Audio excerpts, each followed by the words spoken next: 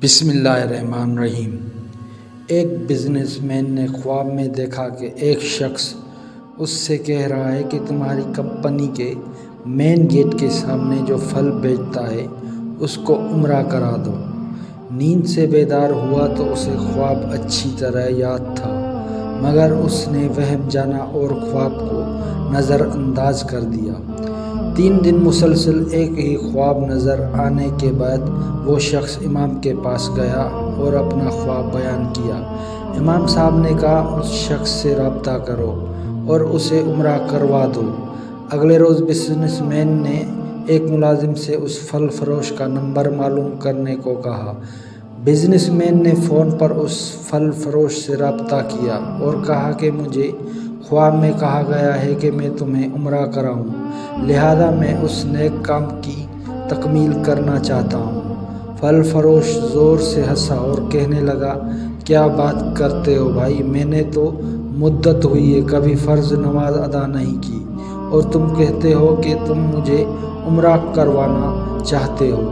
Business man اصرار کرنے لگا اور اسے سمجھایا کہ میرے بھائی میں تمہیں عمرہ کروانا چاہتا ہوں، سارا خرچ میرا ہوگا۔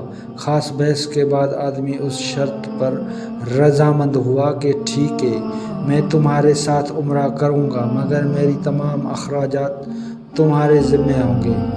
وقت مقرر پر جب وہ ایک دوسرے کو ملے تو بزنس مین نے دیکھا کہ واقعی وہ شکل و صورت سے کوئی اچھا انسان نہیں دکھائی دے رہا تھا۔ اس کے چہرے سے عیان تھا کہ وہ نماز کم ہی پڑھتا ہے۔ اسے بڑا تعجب ہوا کہ یہ وہی شخص ہے جسے عمرہ کرنے کے لیے خواب میں 3 مرتبہ کہا گیا۔ دونوں مکہ مکرمہ عمرہ کرنے کے لیے روانہ ہو گئے۔ میقات پر پہنچے تو غسل کر کے احرام باندھا اور حرم شریف کی طرف روانہ ہوئے۔ انہوں نے بیت اللہ کا طواف کیا، مقام ابراہیم پر 2 رکعت نماز ادا کی، صفا و مروہ کے درمیان سعی کے اپنے سروں کو منڈوایا اور اس طرح عمرہ مکمل ہو گیا۔ اب انہوں نے واپسی کی تیاری شروع کر دی۔ حرم سے نکلنے لگے تو پھل فروش بزنس مین سے مخاطب ہوا اور کہنے لگا، دوست، حرم چھوڑنے سے پہلے میں 2 رکعت نفل ادا کرنا چاہتا ہوں، نہ جانے دوبارہ عمرہ کی توفیق ہوتی بھی ہے یا نہیں۔ بزنس مین کو کیا اعتراض ہوتا، اس نے کہا، نفل پڑھو اور بڑے شوق سے پڑھو۔ پھل فروش نے اس کے سامنے نفل ادا کرنے شروع کر دیے۔ جب سجدہ میں گیا تو اس کا سجدہ طویل سے طویل تر ہوتا چلا گیا۔ جب کافی دیر گزر گئی تو بزنس مین نے اسے ہلایا۔ جب کوئی حرکت نہ ہوئی تو اسے معلوم ہوا کہ پھل فروش کی روح حالت سجدہ میں ہی پرواز کر چکی تھی۔ پھل فروش کی موت پر اسے بڑا رشک آیا اور وہ رو پڑا کہ یہ تو حسن خاتمہ ہے، کاش ایسی موت میرے نصیب میں ہوتی۔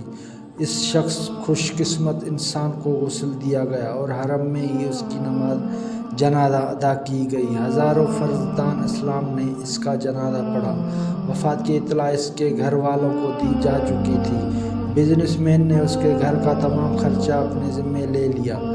پھل فروش کی بیوی سے تعزیت کرنے کے بعد بزنس مین نے کہا، میں جاننا چاہتا ہوں کہ تمہارے شوہر کی ایسی کون سی عادت یا نیکی تھی کہ اس کا انجام اس قدر عمدہ ہوا اور اسے حرم میں سجدے کی حالت میں موت آئی۔ بیوی نے کہا، بھائی، میرا خاوند کوئی نیک آدمی تو نہیں تھا، میں اس کی کوئی خاص خوبی بیان تو نہیں کر سکتی، ہاں مگر اس کی ایک عادت یہ ضرور تھی کہ وہ ہمارے ہمسائے میں ایک غریب بیوہ اپنے چھوٹے بچوں کے ساتھ رہتی ہے۔ میرا شوہر روزانہ بازار جاتا تو جو چیز اپنے بچوں کے لیے کھانے پینے کی لاتا وہ اس بیوہ اور اس کے یتیم بچوں کے لیے بھی لے آتا اور اس کی دروازے پر رکھ کر اسے آواز دیتا، اے بہن، میں نے کھانا باہر رکھ دیا ہے، اسے اٹھا لو۔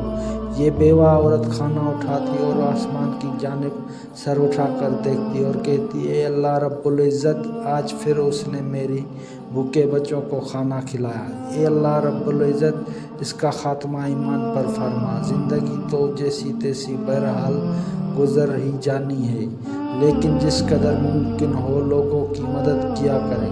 اللہ تعالی ہمیں ہر طرح کی برائیوں سے اپنی پناہ میں محفوظ کرے اور ہمارا خاتمہ بھی ایمان پر فرمائے، آمین ثم آمین۔